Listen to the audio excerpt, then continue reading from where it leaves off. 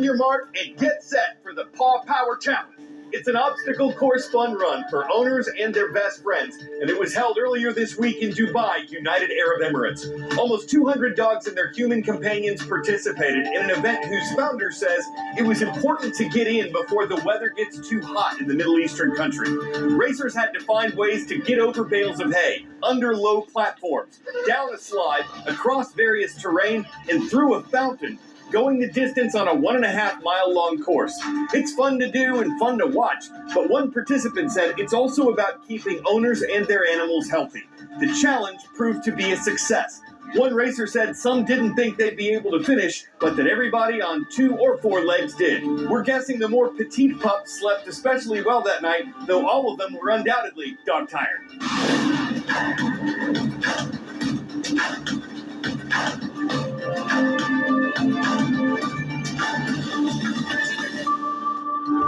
An American biotechnology company says it has successfully de-extincted an animal and that this is the first time that's ever been done. But there's some disagreement and debate about that in the scientific community, and that's what's next on today's show. I'm Carl Azus. This is The World from A to Z. Colossal Biosciences is the name of the biotech and genetic engineering company. It's based in Texas. It's trying to de-extinct or bring back animal species that are long gone, like the dodo bird, the Tasmanian tiger, the woolly mammoth. Colossal says it's actually done that with this, a species it calls the dire wolf. It's believed to have roamed around North and South America thousands of years ago before going extinct. The biosciences company says it took DNA from an ancient tooth and a 72,000-year-old skull and made healthy dire wolf puppies. And Time magazine calls these animals the first of their kind to exist in more than 10,000 years. But that's the part that's controversial. Colossal says it took the dire wolf's genetic information and used it to alter the cells of gray wolves, which exist today as the dire wolf's closest living relative. Researchers put the genetically modified information into donor eggs and used large dogs to carry them. 2 pups were born last October and 1 was born in January. A genomics professor told CNN that the new pups are 99.9% gray wolf, but that they carry genes from the extinct dire wolf.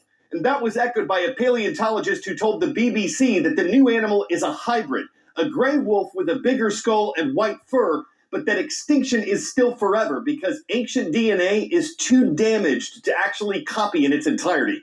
So this appears to come down to how scientists define de-extinction. Is it actually bringing back a species that's gone forever, or is it creating new animals with similar characteristics to extinct species? That's one big question hovering over 3 unique animals that are now roaming a secret fenced-off area.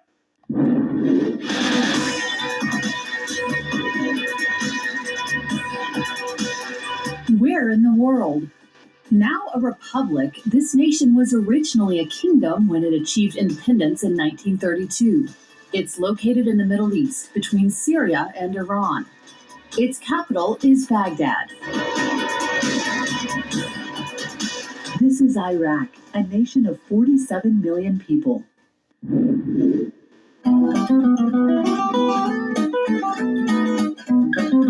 this day in world history.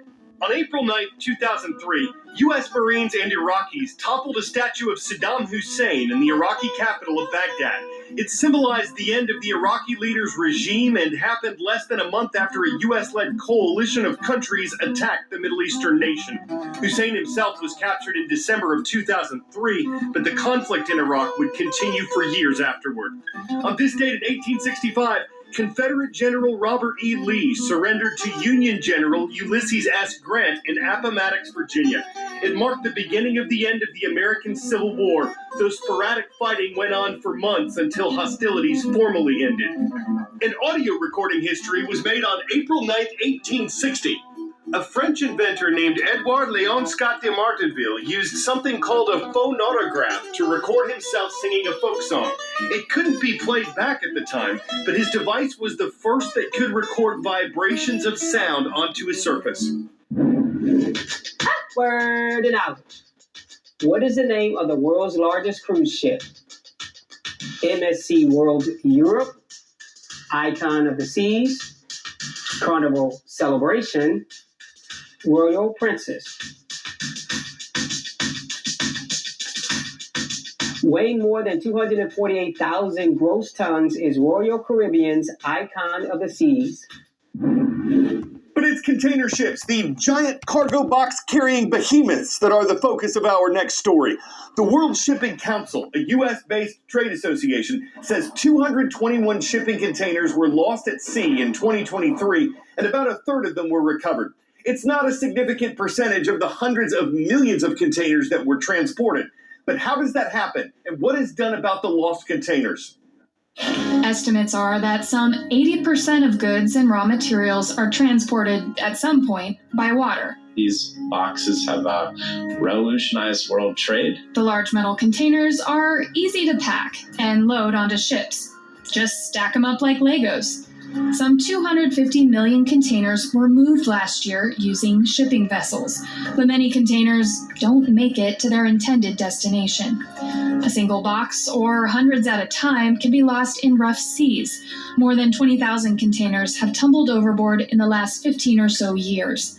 And ship capacities have doubled in the last 2 decades. And with greater size brings heightened risks. They're more difficult to maneuver and more prone to rolling in high waves. Experts disagree on how many containers have actually been lost because there are no penalties for ship operators if they don't report losses publicly. Many are left where they land when they do go overboard, like this one, which ended up in Monterey Bay National Marine Sanctuary in 2004. Sometimes the contents of a container will make its way back to land. Russ Lewis picks up trash along the Washington state coast. That's definitely a container spill when you find more of the same thing more than once. If you find it 3 or 4 times, that kind of strikes me as container spill material. He's seen lots of bicycle helmets, balls, and Crocs, all from a container spill off the Hawaiian Islands in 2020, carried by currents to his beaches over the years. The oceans and seas of Earth follow generally consistent currents, and in some cases, scientists have actually made the best of spills to help track these currents. Now, a wayward container affects the water flow as well as the sediment wherever it lands, and its presence completely alters the microecosystem around it. We got a problem on the surface, but I think the bigger problem is what's on the seafloor. And they're found in the 7 seas. Anything floating out in the ocean, they will attack. Many containers contain goods that have substances which are toxic to marine life. 2 global ocean treaties were amended to try and increase transparency about lost shipping containers. Changes are expected to take effect in 2026, but they have no enforceable penalties, so it remains to be seen if shipping operators will actually be held accountable. The long-term impact of lost containers on the world's oceans remains unknown. We're going to saddle up and ride with the Mustangs today. That's the mascot of Kennesaw Mountain High School. Big hello to the students and teachers watching from Kennesaw, Georgia, the Peach State.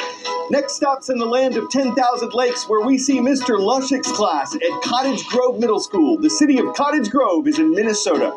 And we've got some Tigers with us from Farmington, New Hampshire. Miss Ledoux's class is in the Granite State at Henry Wilson Memorial School.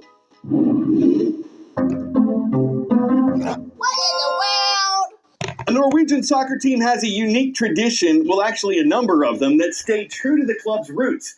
Brenna FK awards its players of the match with eggs and milk. Oh, it also has a parking lot for tractors. Brenna is in an agricultural community of the southwestern part of Norway. Population 13,000. Even though its soccer team now plays in the second highest level of Norway's system, it's been nicknamed the Farmers League, and Brenna embraces that, even giving eggs to a team it played against.